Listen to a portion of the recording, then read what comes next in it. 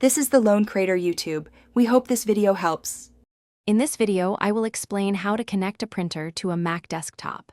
First, make sure your printer has power and that you have all necessary cables, like a standard USB cord. It is always wise to also check that your Mac's operating system is fully updated, as this helps prevent common setup issues. These initial steps are crucial for a smooth and successful connection process. Connecting your printer with a USB cable is often the simplest method. Just plug one end into your printer and the other into your Mac's USB port. Many Macs will automatically recognize the device, prompting you through the next steps for installation. If it does not appear immediately, give it a few moments. Sometimes, the system takes a little while to register new hardware. For a wireless connection, first confirm your printer is linked to your home Wi-Fi network. Then, on your Mac, open System Settings from your dock or the Apple menu. Click on Printers and Scanners in the sidebar.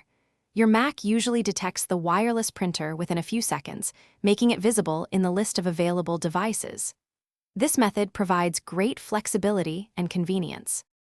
If your printer doesn't show up automatically, you can add it manually. From the Printers and Scanners window, click the plus sign button, typically located at the bottom of the printer list. Select your printer from the newly displayed options.